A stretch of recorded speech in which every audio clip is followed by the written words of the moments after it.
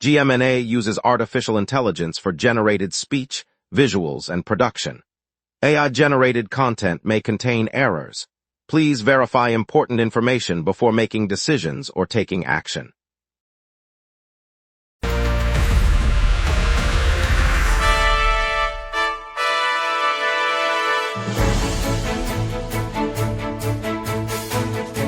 Live from the GMNA News Center, this is the Lunch Break News Hour.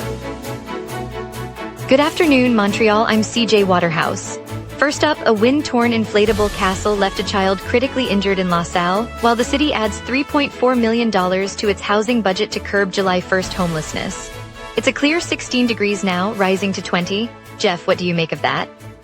The city just announced Olympic gold medalist Michael Kingsbury will serve as ambassador for the Children's Hospital Foundation, bringing his ski speed to fundraising efforts. That's fantastic. Kids will love seeing a champion on the slopes championing their health. I bet his presence will attract more families to the hospital's events.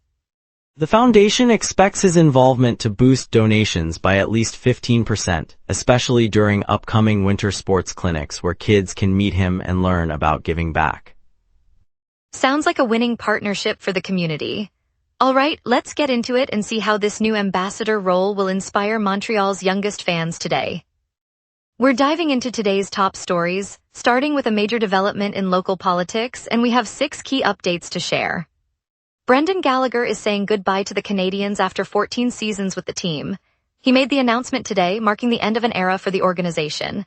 Gallagher has been the longest-serving player in Canadiens history, and his departure is bittersweet for fans. He's leaving the Bell Centre, where he spent many years entertaining and inspiring fans with his skills on the ice. Gallagher is seeking a new opportunity, and his decision comes after an emotional farewell. He's given his all to the team, and now he's looking for a fresh start. Fans will surely miss him, but they'll also be wishing him all the best as he moves forward in his career.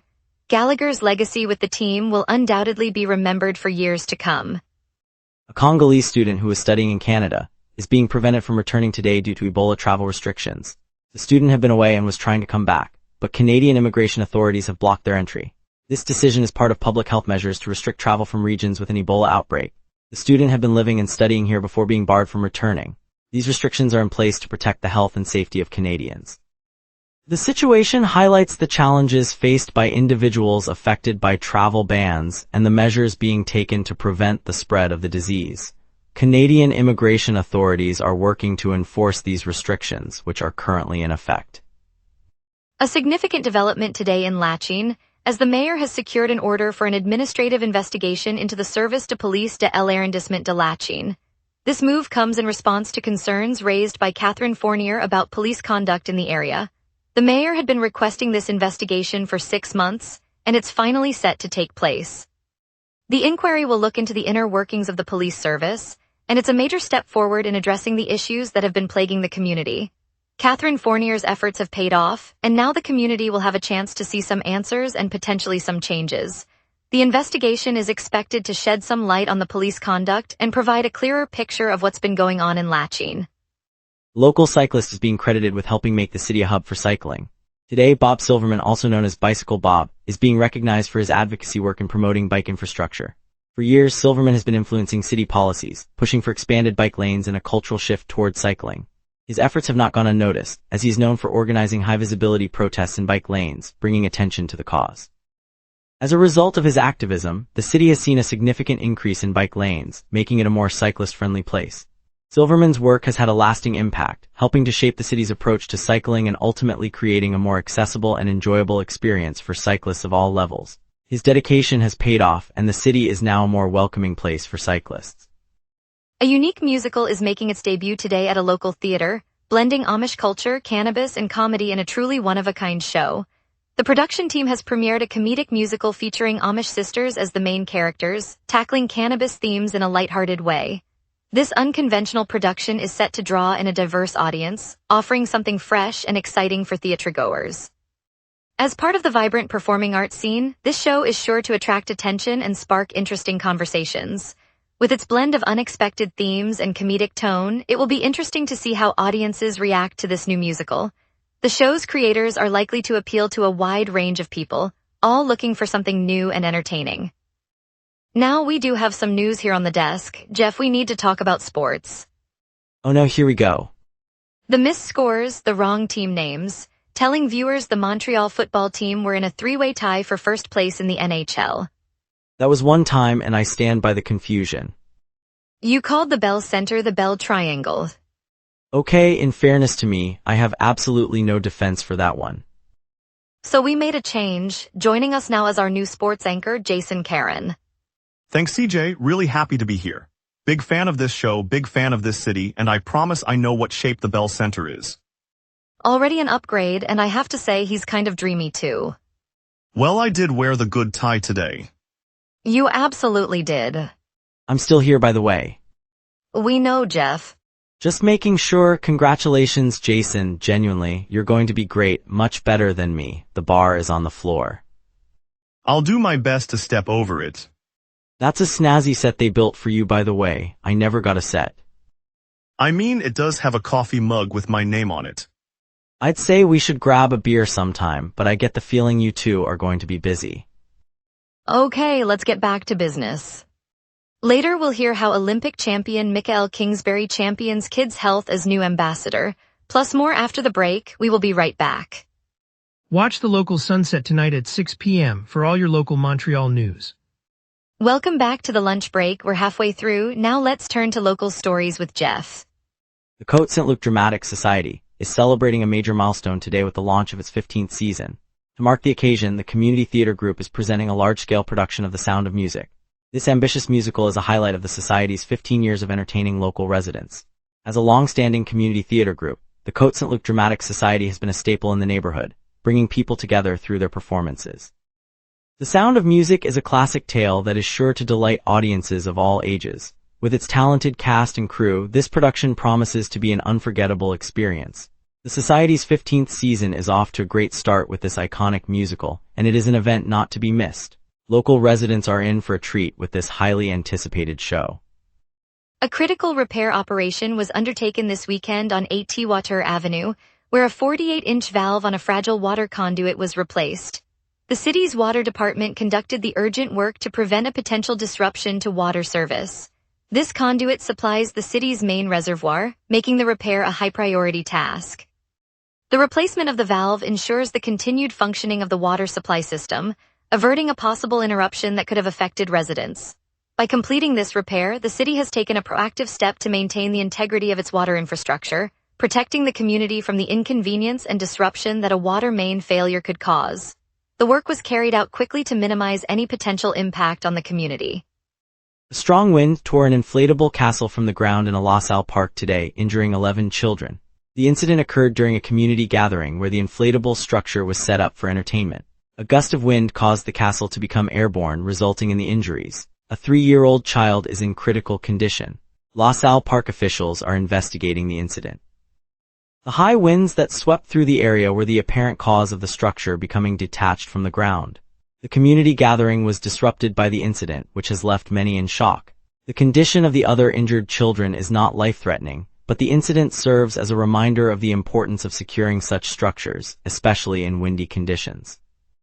In a move to ease daily commutes, the city is launching a new artificial intelligence system that will sync traffic lights at 100 intersections.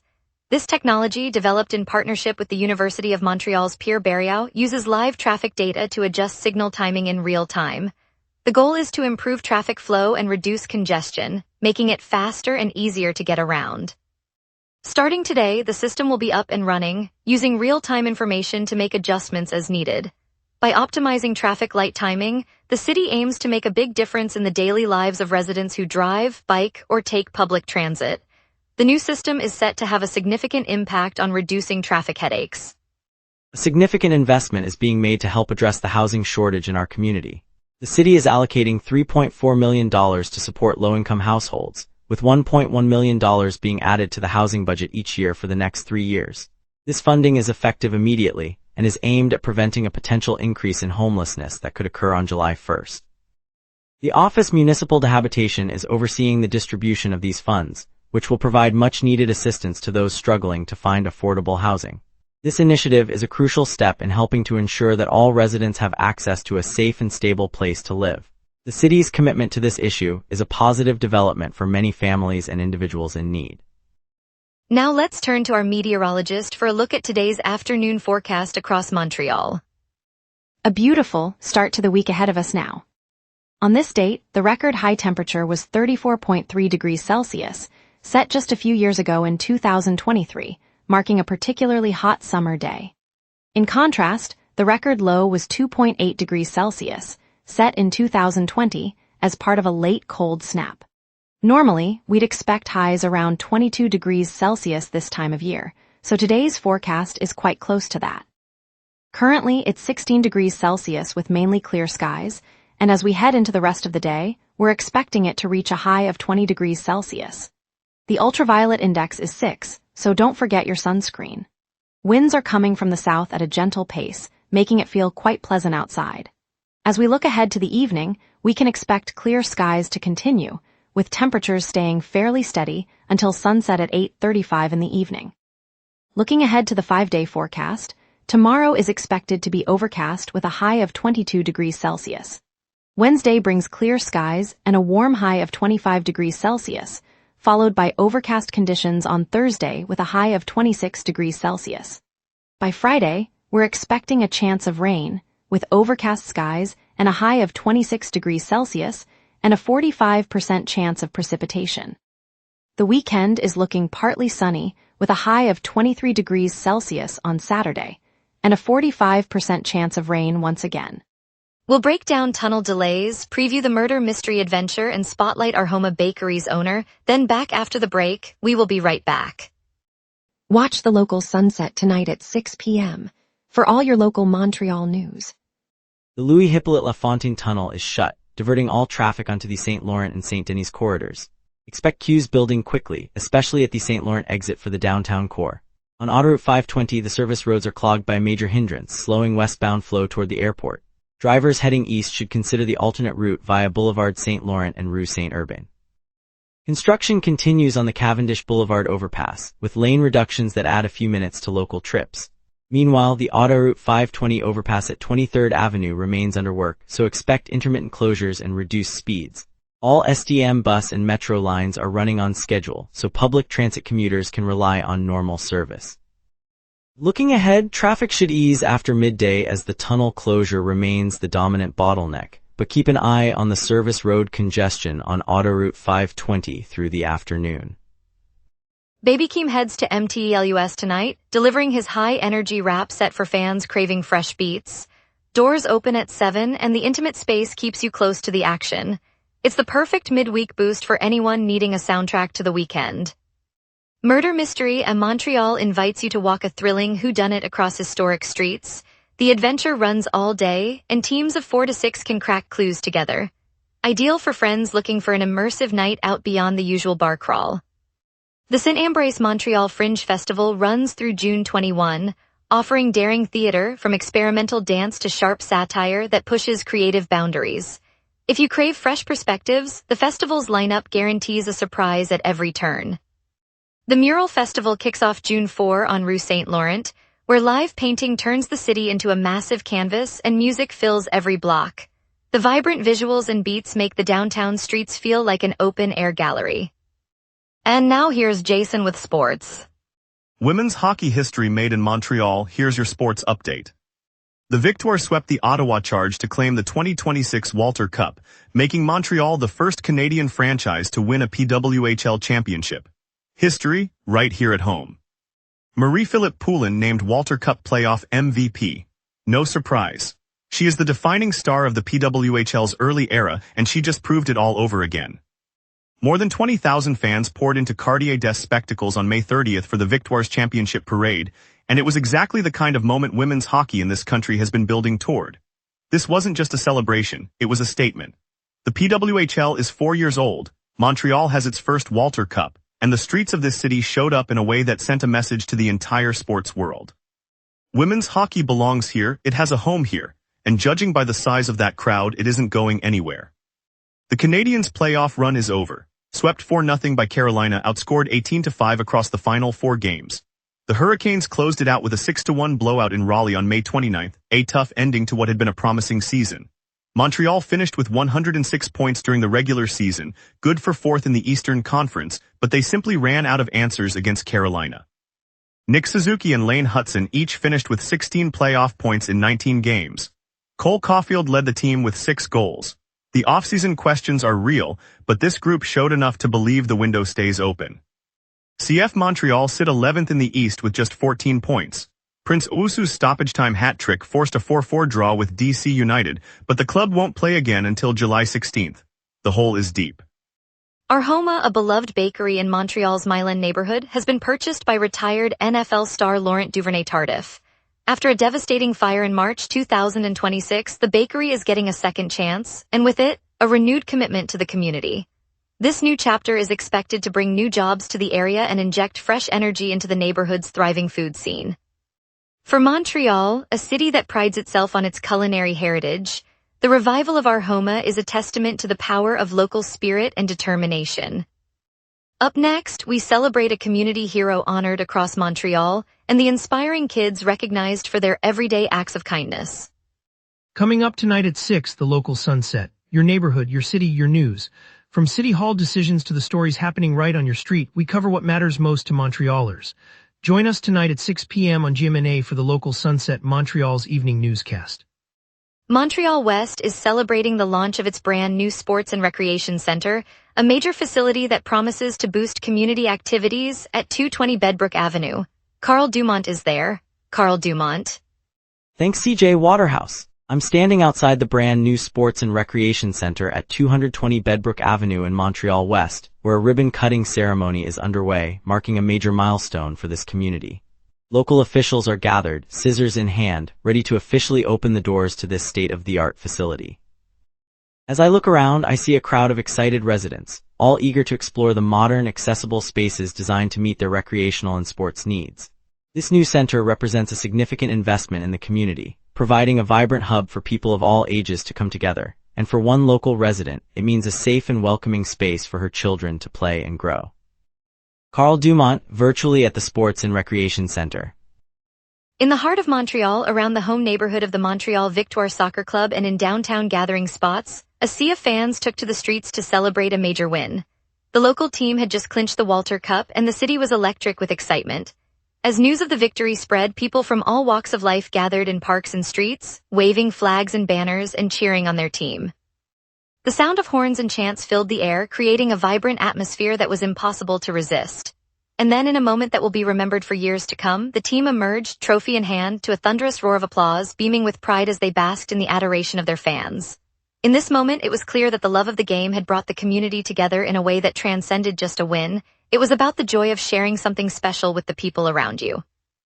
In the heart of Montreal, where the streets of the Plot-OH meet the vibrant energy of the city, a story of culinary excellence is unfolding. 4 Montreal restaurants have been named among the top 50 in North America, a testament to the city's thriving food scene. Mon Lapin, a cozy gem in the Plot-OH, has risen to the 5th spot, its farm-to-table brilliance and creative flair earning widespread acclaim. As the city's chefs and restaurateurs celebrate this well-deserved recognition, the sense of community and pride is palpable. The aromas of freshly baked bread and expertly crafted dishes waft through the air, drawing in locals and visitors alike. This achievement is a reminder that when people come together to share a meal, something truly special happens, and in Montreal that sense of connection and joy is always on the menu, a true reflection of the city's warm and welcoming spirit. Thanks for watching Montreal. Our thoughts are with the family in La Salle after that terrifying incident, but it was also wonderful to share the inspiring story of a local hero. We'll see you back here tomorrow on the lunch break.